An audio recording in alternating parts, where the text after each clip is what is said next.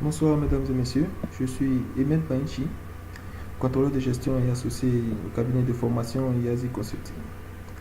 Alors ce soir j'aimerais vous présenter un tableau de bord que j'ai mis en place pour une PME basée à Abidjan.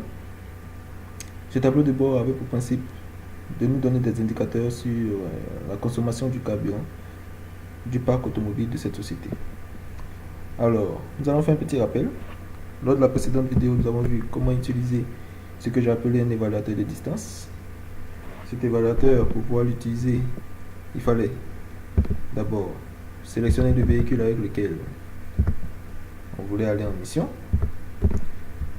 définir la période, sélectionner le trajet, Abidjan, Bokanda, Abidjan, définir l'état de la route, et ensuite l'évaluateur se chargeait de calculer la distance et également le niveau de carburant à octroyer pour cette mission. De là découlait une fiche qui allait être mise au chauffeur et qui allait être validée par le chef de service du parc auto. Cette fiche-là faisait en fait le récap de toutes les informations liées à cette formation. Alors, ce qu'il faut savoir, c'est que toutes les informations renseignées ici sur cet évaluateur vont nous permettre d'élaborer le tableau de bord que je vais vous présenter maintenant. D'où est partie la volonté en fait de mettre en place ce tableau de bord. Monsieur X, qui est le directeur général de cette PME, voulait savoir en fait comment était utilisé son carburant. Alors après plusieurs séances de travail et après avoir obtenu un certain nombre d'informations, j'ai pu mettre en place ce tableau de bord là, que j'ai découpé en trois grandes parties. La première partie qui me donne des informations en fait sur le niveau de carburant, la deuxième partie sur les pollutions, et une troisième partie qui fait un récap en fait toute la consommation de la centaine de véhicules dont dispose cette PME. Alors on va maintenant utiliser ce tableau de bord là pour voir un peu comment est-ce qu'il fonctionne. Alors on sélectionne un mois. Par exemple ici je sélectionne le mois de juillet, il me dit que le solde antérieur c'est de 443, l'approvisionnement 14 000 litres, décaissement 13 617. Pour ce véhicule, cas de 10 places affecté à la direction des ressources humaines, il me dit que ce véhicule là lors du mois de juillet a consommé 1035 litres. Et voici en fait, pour voir la répartition de cette consommation, il faut regarder ici le premier graphique. Il me dit 95% de l'utilisation de carburant de ce véhicule concerne les courses administratives et 5% les relations clientèle. Si je change de véhicule, je choisis ce double cabine, il me dit 55% pour les courses administratives et pour d'autres courses qui ne concernent pas la formation et la relation clientèle, etc.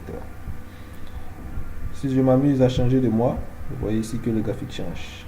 Le deuxième graphique, en fait, il fait le récap de toute la consommation du parc automobile, donc de tous les véhicules, le pourcentage d'utilisation. Pour le mois d'août, on a 38% qui concerne la production sur les sites, 34% qui concerne les courses administratives, 14% pour les autres courses, 14% pour la relation clientèle. Enfin, le dernier graphique ici, il me donne une variation en fait journalière de la consommation du carburant pour le mois sélectionné. Si je sélectionne le mois de septembre, vous voyez que la courbe varie. Si je sélectionne le mois de décembre, on remarque qu'il y a une hausse au niveau du 6 décembre et que vers la période des fêtes entre le 27 et le 30, il n'y a pas une telle grosse consommation, certainement, vu qu'on était en période de fêtes, ce qui peut expliquer ce faible niveau de consommation. Alors enfin, ce dernier tableau ici, qui fait le récap en fait de la centaine de véhicules détenus par ce parc automobile et de la répartition de la consommation en fonction de chaque véhicule. Si je prends le véhicule numéro 11 par exemple, à 2028, il me dit que ce véhicule a consommé 5000 litres, répartis au niveau de la production 1900, la clientèle 743, la formation 54, les courses administratives 2176 litres et enfin les autres courses 60 litres. On va de même pour le véhicule numéro 9, la 21-22, 4048, etc., etc. Ici, il faut savoir que les informations données sont des informations cumulatives. Alors, voici un peu présenté ce tableau de bord que j'ai mis en place pour cette PME. Lors de la prochaine vidéo, nous verrons comment un tableau de bord peut nous permettre de réduire nos frais généraux et bien d'autres aspects des tableaux de bord. Merci beaucoup de m'avoir suivi.